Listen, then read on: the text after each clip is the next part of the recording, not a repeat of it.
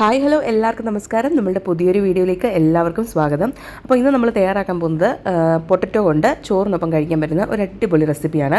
അപ്പം സാധാരണ നമ്മൾ പൊട്ടറ്റോ ഒക്കെ മെഴുക്കുരട്ടി ആയിട്ടോ അല്ലെങ്കിൽ കറിയൊക്കെ ആയിട്ടായിരിക്കും നമ്മൾ കൂടുതലായിട്ട് ഉപയോഗിച്ചിട്ടുണ്ടാകും. പക്ഷേ ഈ ഒരു റെസിപ്പി സൂപ്പർ ടേസ്റ്റിയാണ്, കുഞ്ഞു മക്കൾക്ക് വരെ ഇഷ്ടപ്പെടും. അപ്പം നമുക്കിത് എങ്ങനെ തയ്യാറാക്കി നോക്കാം. അപ്പോൾ അതിനുവേണ്ടി ആദ്യം തന്നെ ഒരു പാൻ എടുത്ത് വെച്ചിട്ടുണ്ട്.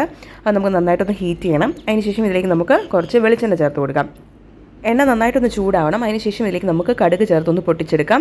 കടുകൊക്കെ നന്നായിട്ട് പൊട്ടിക്കഴിഞ്ഞാൽ പിന്നെ നമുക്കിതിലേക്ക് ചെറിയ ക്യൂബ്സായിട്ട് അരിഞ്ഞ് വെച്ചിട്ടുള്ള പൊട്ടറ്റോയും പിന്നെ കുറച്ച് പച്ചമുളകും വെളുത്തുള്ളി ചെറുതായിട്ട് അരിഞ്ഞതുമാണ്. അപ്പോൾ ഇതെല്ലാം കൂടെ നമുക്ക് ഒരുമിച്ച് നമ്മളുടെ പാത്രത്തിലേക്ക് ചേർത്ത് കൊടുക്കാം. കുറച്ച് നേരം നമുക്കിതൊന്ന് മിക്സ് ചെയ്ത് ഒരു 1-2 മിനിറ്റ് നമുക്ക് ഈ എണ്ണയെ കടത്തിക്കൊണ്ട് തന്നെ നമ്മളുടെ ഈ പൊട്ടറ്റോയെ ഒന്ന് ചെറുതായിട്ടൊന്ന് ഫ്രൈ ആക്കി കൊണ്ടുവരണം. അതിനുശേഷം മാത്രം ബാക്കിയുള്ള ചേരുവകളൊക്കെ ചേർത്ത് കൊടുക്കണം. ഒരു 1-2 മിനിറ്റൊക്കെ നമ്മൾ ഒന്ന് മിക്സ് ചെയ്ത് കൊടുത്തിട്ടുണ്ട്. ഇനി നമുക്കിതിലേക്ക് സവാള ചേർത്ത് കൊടുക്കാം. ഒരു സവാള ഇതുപോലെ പൊടിപൊടിയായിട്ട് അരിഞ്ഞാണ് ഞാനിതിലേക്ക് ചേർത്ത് കൊടുക്കുന്നത്. ഇനി നമ്മൾ ഇതിലേക്ക് കുറച്ച് ഉപ്പൊന്ന് ചേർത്ത് കൊടുക്കാം. നമ്മൾ ഈ കറി ഉണ്ടാക്കുമ്പം നമ്മൾ പ്രത്യേകിച്ച് മഞ്ഞൾപ്പൊടി ഒന്നും ചേർത്ത് കൊടുക്കത്തില്ല, ഉപ്പ് മാത്രമേ നമ്മൾ ചേർത്ത് കൊടുക്കുകയുള്ളൂ.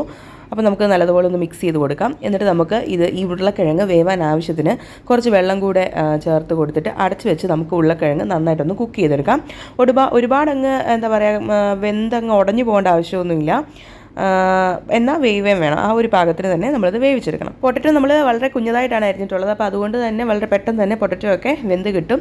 അപ്പോൾ അതനുസരിച്ച് തന്നെ നമ്മളിത് വേവിച്ചെടുക്കുക. കുഴഞ്ഞു പോകരുത്. കുഴഞ്ഞു പോയി കഴിഞ്ഞാൽ നമ്മൾ ഉദ്ദേശിക്കുന്ന ടേസ്റ്റ് നമ്മളുടെ ഈ ഒരു റെസിപ്പിക്ക് ഉണ്ടാവില്ല.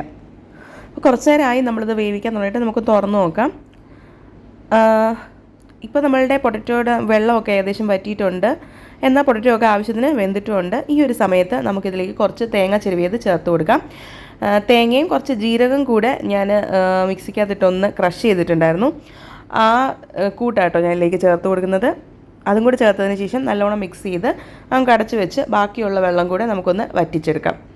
അപ്പോൾ ഇത്രയേ ഉള്ളൂ, നമ്മളുടെ അടിപൊളി പൊട്ടറ്റോ തോരൻ ഇവിടെ റെഡി ആയിട്ടുണ്ട്. ഇങ്ങനെ ട്രൈ ചെയ്ത് നോക്കിയിട്ടില്ലെങ്കിൽ ട്രൈ ചെയ്ത് നോക്കുക. നല്ല ടേസ്റ്റിയാണ്. മെഴുക്ക് പുരട്ടിയൊക്കെ ഉണ്ടാക്കുന്നതിനെക്കാട്ടിലും ഒക്കെ അടിപൊളി ടേസ്റ്റിയാണ്. കുട്ടികൾക്കൊക്കെ നന്നായിട്ട് ഇഷ്ടപ്പെടും. അപ്പം ഈ വീഡിയോ നിങ്ങൾക്ക് ഇഷ്ടമായെന്ന് വിശ്വസിക്കുന്നു. ഇഷ്ടമാവുകയാണെങ്കിൽ ലൈക്ക് ചെയ്യണേ. പിന്നെ നമ്മളുടെ ചാനൽ ഇഷ്ടപ്പെടുന്നുണ്ടെങ്കിൽ ഒന്ന് സബ്സ്ക്രൈബ് ചെയ്ത് നമ്മളോടൊന്ന് കൂട്ടുകൂടിയേക്കണേ. അപ്പോൾ മറ്റൊരു നല്ല വീഡിയോയുമായിട്ട് നമുക്ക് ഉടനെ വേറൊരു ദിവസം കാണാം. അതുവരേക്കും ബൈ.